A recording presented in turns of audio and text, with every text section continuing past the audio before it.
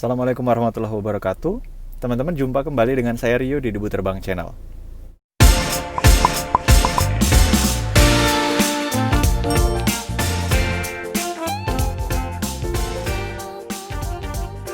Teman-teman tahu Warren Buffett? Warren Buffett adalah salah satu dari 7 orang terkaya di dunia, merupakan salah seorang investor yang sangat sukses di bidangnya. Dan lebih dari itu, beliau adalah seorang yang dikenal sebagai filantropis besar, orang yang begitu banyak derma. Nah, hari ini saya pengen membahas sebuah buku yang menarik yang ditulis oleh anaknya Warren Buffett. Jadi anaknya ini namanya Peter Buffett. Dia menceritakan tentang seperti apa sih work ethics, ya, etika kerja dari bapaknya ini, si Warren Buffett. Judul bukunya adalah Life is What You Make It. Jadi, apa isi bukunya? Bukunya ini ditulis kayak cerita santai dari anaknya ini, dari si Peter Buffett, ya.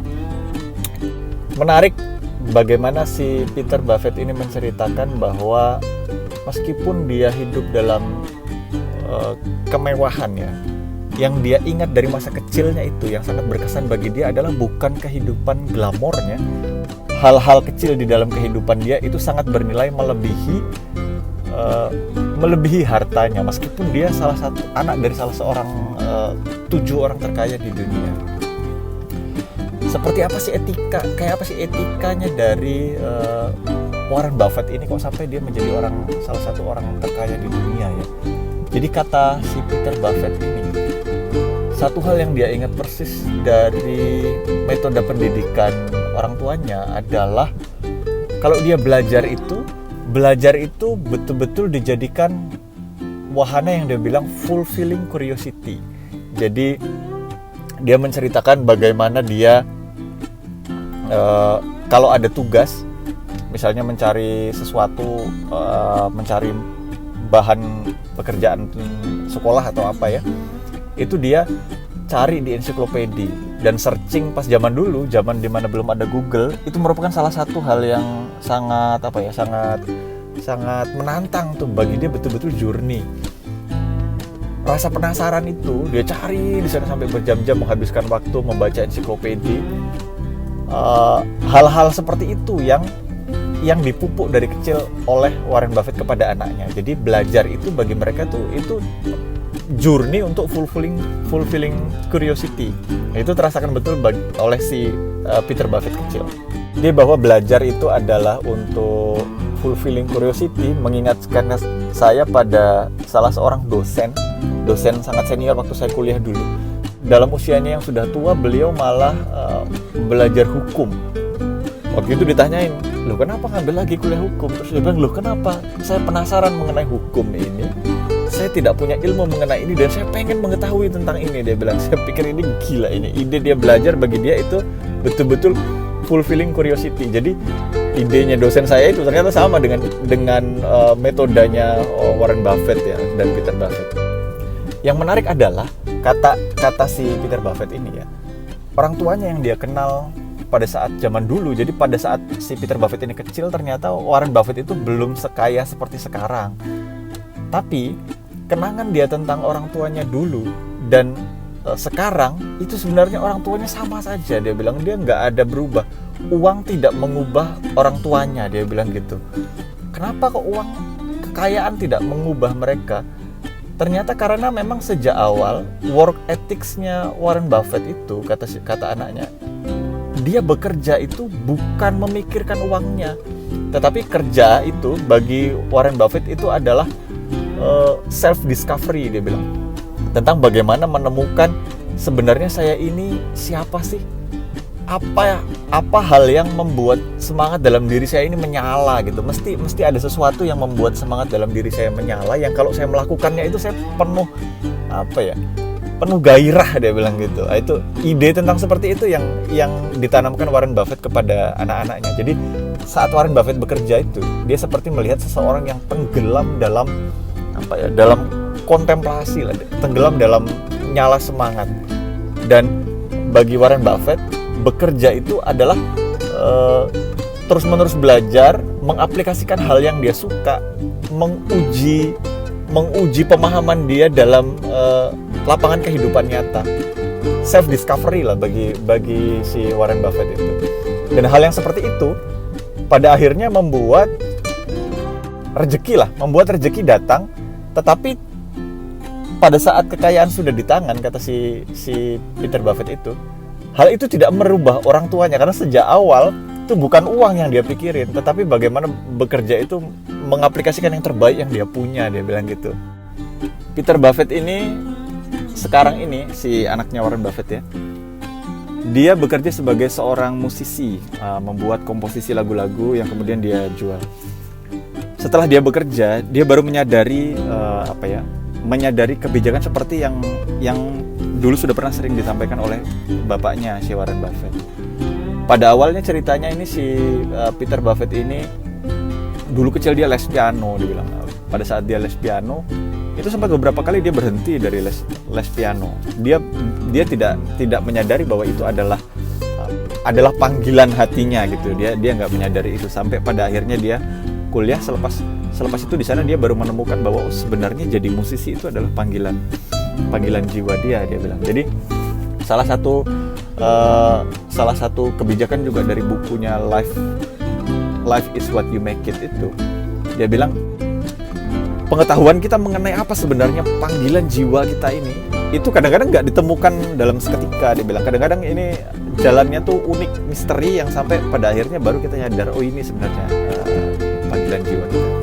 Setelah Peter Buffett ini bekerja menjadi musisi, jadi dia menyadari ada dua hal sebenarnya. Yang pertama adalah kita melakukan pekerjaan sebagai self discovery kita, sebagai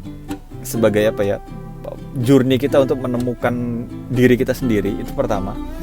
Tetapi setelah kita menemukan diri kita sendiri, setelah kita self discovery itu tadi, mesti ada keping satunya lagi adalah apa yang kita bisa perbuat untuk orang lain. Jadi balik lagi ternyata sama aja nih, saya pikir nih ini meskipun ditulis bukan oleh seorang filosof atau apa, ini kan malah seorang musisi yang menulis, ya, anak orang kaya, tapi ternyata pelajarannya pun sama juga ya. Pada akhirnya setelah kita menemukan tentang kita nih apa sih, apa hal yang kita bisa, apa sih sebenarnya panggilan jiwa kita, pas kita udah menemukan, ya mesti keping satunya lagi apa yang kita bisa perbuat untuk orang lain. Jadi dia cerita adalah waktu itu dia udah buat komposisi musik yang menurut dia ini, wah ini musik ini bagus banget nih, ini oke nih. Kemudian pada saat dia bertemu klien, menawarkan itu kepada klien boleh jadi suka atau boleh jadi orang nggak suka, dia bilang gitu. Terus kadang-kadang dia merasa kok orang nggak suka sih, padahal menurut dia ini oke banget gitu. Dari sana dia kemudian merenung, dia kontemplasi, baru dia nyadar, oh iya memang ini dua kepingan yang saling melengkapi. Yang pertama adalah tentang kita menemukan diri, kemudian yang kedua adalah tentang kita berbuat untuk orang lain gitu. Jadi yang sesuatu kebisaan kita itu kita berikan pada dunia, dia bilang gitu. Itu kepingan kedua. Dan pada saat fase kita memberikan sesuatu yang kita bisa untuk dunia, itu perjalanannya nggak selalu mulus, dia bilang nggak selalu mulus. Tidak selalu seindah yang kita bayangkan, nggak apa-apa. Tetapi intinya adalah yang kita bisa setelah kita melakukan self discovery tadi, yang kita bisa itu kita berikan kepada dunia. Nah nanti menariknya adalah kita pasti kok akan mendapatkan timbal balik seperti itu. Nah nanti rezeki itu kata Peter Buffett itu dia menggenapi sendiri kok rezeki itu. Kita yang ngebaca buku ini ya kayak mendengarkan curhatnya dari perjalanan pencarian dirinya si Peter Buffett ini. Kita kan bisa aja bilang, ya itu kan kamu kan anaknya Warren Buffett, ya gampang aja kamu bilang mengenai self discovery, mengenai apa segala macam, karena semuanya terfasilitasi. Tapi sebenarnya si Peter Buffett itu juga pada saat dia menjalani kehidupan dia mengalami dialektika itu kok. Dia juga merenung, apa sih kelebihan saya, kok saya bisa dapat privilege ini ya, kenapa kok saya bisa dapat segala kemewahan ini, lahir dari seorang orang kaya yang konglomerat, dia bilang, dan seterusnya. Sampai pada akhirnya dia menemukan jawabannya adalah, dia bilang begini, setiap orang tuh dapat privilege-nya masing-masing lah, apapun ceritanya.